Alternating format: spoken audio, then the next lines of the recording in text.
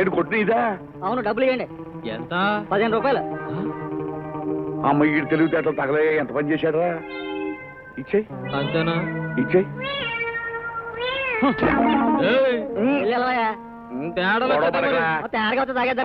అంత మోసం రా తాత. ఏంటి బాయ్యా, ఎండు చక్రాల మీద బంగారపు శుద్ధలతో కుండలు చేసుకోవచ్చునని చెప్పి ఇక్కడికి తీసుకొచ్చావు? ఇదేనా మన ఇల్లు? అవును, ఇదే మన ఇల్లు. బంగ్లాలు అన్నావు, తోటలు అన్నావు, బంగారపు కొండలు అన్నావు. నిన్ను నమ్ముకుని నా కొండలన్నీ బద్దలగొట్టుకొచ్చేసాను. అన్నీ అబద్ధాలే. కాదు, మనము పడుకొనుటకు మాత్రమే ఈ ఇల్లు. పగలంతా ఉండునది ఆ బంగ్లాయందే. ఆ తోటలన్నీ కూడా వారివే. తూర్పున మిలమిలా మెరైచున్నది చూడుము, దానినే బంగారు కొండ అందరు ఊరి వారందరు. వెండి గని కూడా ఉన్నది, అది గవర్నమెంట్ వారిది, మనది కాదు. నేను చక్రము తిప్పుదునని నీకు చెప్పి ఉంటిని, అది నిజము. నేను ఆ బంగ్లా యందు డ్రైవర్ పని చేయుచుంటిని. నేను నీకు చెప్పిన అబద్ధములన్నీ నీపై ప్రేమతో చెప్పినవే. కాని కల్తీ లేని నిజమొకటి నీకు చెప్పి ఉంటిని, మరల ఇప్పుడు చెప్పుచుంటిని. నేను నిన్ను కష్టపెట్టను, నెత్తిన పెట్టుకొందును. నేను నీకు తాళి కట్టిన పిదప మనము హాయిగా చల్లగా కాంపురము చేసుకొనవచ్చును. చిన్న చిన్న పిల్లలను కనవచ్చును. అప్పుడు అందరూ నిన్ను అండాల్ పాపారావు అని పిలిచుదురు. నీకిష్టము లేకున్నచో ఈ సాయంత్రము బండికే మీ ఊరు పోవచ్చును. నీకు బ్యాంకులో ఇప్పించుదును. మరల నీవు కుండల కంపెనీ పెట్టుకొనవచ్చును. అప్పుడు అందరూ నిన్ను కుండల అండాళ్ళని పిలిచుదురు. ఇప్పుడు చెప్పుము, నన్ను తాళి కట్టమందువా, నువ్వు బస్ ఎక్కుతానందువా? బాయ్యా, నువ్వెన్న అబద్ధాలు చెప్పినా ఒక మంచి నిజం చెప్పావు. నేను కుండలు చేసుకుంటూ బతికేదాన్ని. ఈ మట్టి గోళ్ళు నాకు కొత్త కాదు, మట్టి నేల కొత్త కాదు. నీది బంగారం లాంటి మనసు, నాకదే బంగారపు కొండ. అట్లయినా ఇప్పుడే కట్టువే. ఇప్పుడేనా? నీవు ఓకే, నేను ఓకే, మనకేమి ఆటము. వస్తున్నాను సార్, వస్తున్నాను సార్. ఏంటి బాయ్యా, మంగళ వైద్యాలు? మన కన్నము పెట్టు వారి చెట్లే మనకు మంగళవాద్యములు. వస్తున్నాను సార్. పోయి వచ్చిన ఉండు బాయ్యా, మనం మాట్లాడుకుందాం. మాట్లాడినా పెండి రోజే ఫుడ్ పోవును. ఇప్పుడు కాదు, 10 పైన మంచి కుండ తయారు చేసి ఉంచు. అరవకండి, కొత్తగా కాపురం పెట్టాడు, కాస్త నెమ్మదిగా పిలవండి. అట్లచ్మే, కొత్తగా కాపురం పెట్టినోడికి కొండల పైన నిలబడదే, అందుకే పెద్దగా పిలవాలి. పైగా మన రాయుడు బాబు గారు వెళ్ళిపోతారు. మరి ఏం బావా ఇలా వచ్చావు? రా కూర్చో. కూకోవడానికి కాకపోతే పడుకోవడానికి వచ్చాననుకున్నాడు. మీ ఇంటికి కూకుంటానులే. అన్నయ్య, రూప ఇంట్లో లేదా? లేదమ్మా, ఫ్రెండ్స్ తో కలిసి షాపింగ్కి వెళ్ళింది. అలాగా, మీరు మాట్లాడుతూ ఉండండి, నేను అలా లోపలికి వెళ్ళొస్తాను. అలాగేనమ్మా, రా బావా. అవును, ఈ మధ్య నువ్వు రామాపురం వెళ్ళి వచ్చావంటగా, అక్కడ విశేషాలేంటో? ఏముంటాయి, డైటీ విలేజ్, డైటీ పీపుల్. అక్కడున్న ఫీల్డ్స్ అన్ని అమ్మేద్దాం అనుకుంటున్నాను. అంతేలే, మనం ప్రతి పూట తింటున్న తిండి మాత్రం ఆ డర్టీ విలేజ్ నుంచి వస్తుందనే గుర్తెట్టుకో. అయితే మాంసం తింటామని ఎముకలు మెళ్ళ వేసుకుని తిరుగుతావా? తిరగం అలాగని రక్తం మూతుకు రాజు తిరగడం మంచిది కాదుగా. మా డ్రైవర్ పాపారావు జరిగిందంతా చెప్పాడు. నువ్వు నీ కూతురు కలిసి ఆ రామచంద్రరాజు వాళ్ళని ఎదవలం చేసి వచ్చారటగా. మేం చేయడమే, అలాంటి వాళ్ళ పుట్టకే వెధవ పుట్టక. మట్టి కంపు కొట్టే ఆ రాస్కెల్ మన రూపుతో వెధవేషాలు వేస్తాడా? అందుకే తిక్క కుదిర్చొచ్చాం. తప్పు బావా, పొగరు మంది నింద అలకినా. రూప బ్రతుకు ఒక విలేజ్ బ్రూట్ వల్ల బండబారిపోవడానికి అది ఎవరనుకున్నావు? నా కూతురు. అమెరికా నుంచి అల్లుళ్ళని క్యూలో నిలబెట్టి ఎంచుకోమనగలను, తెలుసా? తెలిసే చెప్తున్నాను, కానీ జరిగిందేంటో తెలిస్తే ఎంగిలి కూటు కోసం అమెరికా వాడు కూడా ఎగబట్ట తెలుసా? వాళ్ళదే మంచి వంశమే. నచ్చ చెప్పి ఆ కుర్రాడికే మన అమ్మాయినిచ్చి పెళ్లి చేయడం మంచిది. ఏదో రూప మీద నక్కర కొద్దీ ఆయన నీతో మాట్లాడుతున్నారు. రూప బ్రత కల్లెరపాలు కాకూడదని నీకు నచ్చి చెప్పాలని వచ్చాం. నువ్వెంత కోపం తెచ్చుకోవడం న్యాయం కాదు. ఏమండి, రండి, ఆయనకేనే బాధ, మనకెందుకు? చూడు గజపతి, నీ కోట్లతో మేడలు కడతావు, నీ కూతురికి బంగారంతో ఏనుగు కూడా చేయించగలవు. కానీ కొండంత డబ్బు పోసినా ముత్యమంత మనసు దొరకడం చాలా కవే. రండి. హాయ్ మావయ్య. అతయ్య, రావడం వెళ్ళిపోవడం కూడానా? ఉండండి, డిన్నర్ అయ్యాక వెళ్ళొచ్చు. అక్కర్లేదులే అమ్మా, మీ నాన్న మాకు అన్ని మర్యాదలు చేశాడు. మంచి చెప్పినందుకు మీ మావయ్య ముఖాన్ని విసికి కొట్టాడు. చూడమ్మా, నువ్వు ఆ తండ్రి కూతురువే. మీ నాన్న మీ మావయ్య ముఖాన్ని విసికి కొట్టినట్టు నిన్ను కూడా ఎవడ ముఖాన్నైనా కొట్టాడనుకో, అప్పుడు నువ్వు కూడా మీ నాన్న చేతిలో విసికి అయిపోగలవు. జాగ్రత్త. రండి వెళదాం.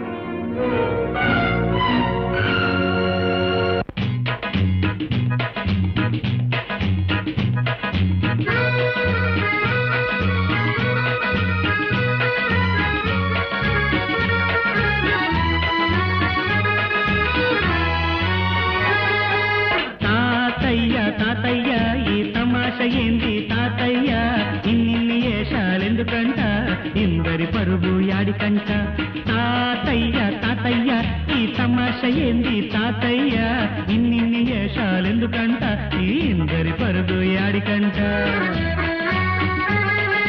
మనవడా ఓ మనవడా ఈ మనుషులు ఇంతే ఇక్కడ పట్నం అంటే ఇదేనంట దొరబాబులు తిరిగే అడివంట ఒరే మనవడో ఓ మనవడో ఈ మనుషులు ఇంతే ఇక్కడ పట్నం అంటే ఇదేనంట దొరబాబులు తిరిగే అడివంట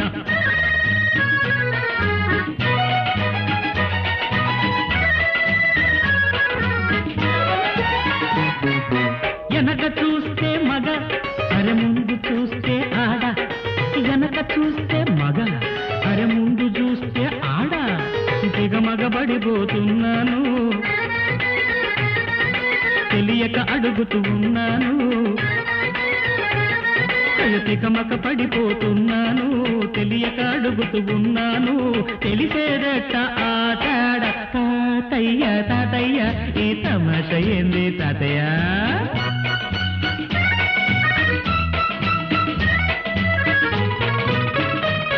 మనవడ ఓ మనవడ ఈ మనుషులు ఇంతే ఇక్కడ ఇక్కడ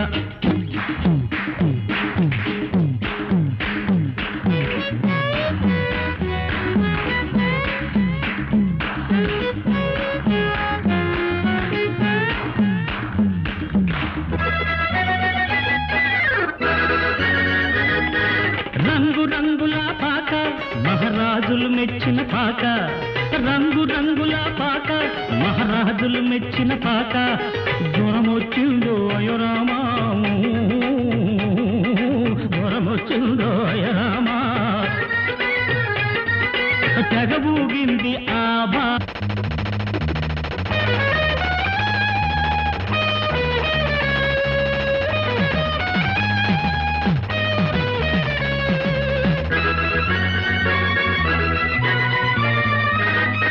జ్వరం కాదురా సంటి ఆ దొరోళ్ళు చెప్పగ ఇంటి అది జ్వరం కాదురా సంటి ఆ దొరోళ్ళు చెప్పగ ఇంటి షేపు డాన్సు దాని పేరంట మూర్ఛ రోగమే దాని గురువంట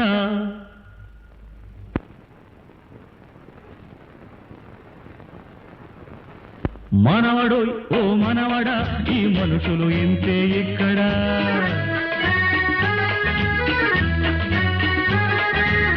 చెయ్యూపితే ఆగమని ఈ చెయ్యూపితే నడవమని ఆ చెయ్యూపితే ఆగమని ఈ చెయ్యూపితే నడవమని అబ్బో అంతటి గొప్పోడే అరే అబ్బో అంతటి గొప్పోడే మరి నడి రోడ్డు మీద ఉన్నాడే తాతయ్య తాతయ్య ఈ తమాష ఏంది తాతయ్య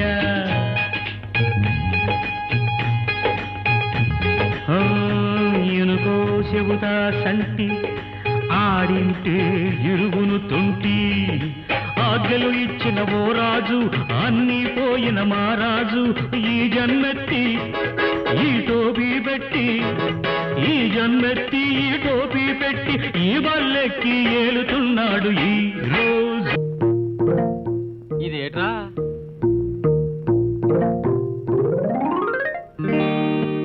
ఇప్పుడు చదువు ఇందాక ఇప్పుడు ఒకేలాగుందే ఏమండి బాబా బాబు ఇది ఒకసారి చదవండి. లోపల భోజనం తయారు మేము తయారే ఎవడో పుణ్యాత్ముడు బోటెట్టి మరీ భోజనం పెడుతున్నాడు. వెళ్దాం పద.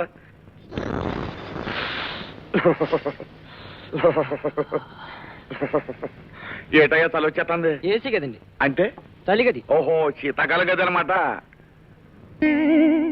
అబ్బా నీళ్లు జిల్లు మంటనే ఏట్రా? శీతాకాలం గదిలో పాతాళ గంగరా తాత. ఫుల్లా ఆఫా అంటే సగం భోజనమా నిండు భోజనమా? పూర్తిగా పెడితేనే పుణ్యం వస్తుందయ్యా. మేమేమనుకో కానీ మొత్తం పట్టరా. ఆగరా అన్నం వడ్డిస్తున్నాయి, ఆగు సరి చేసుకో.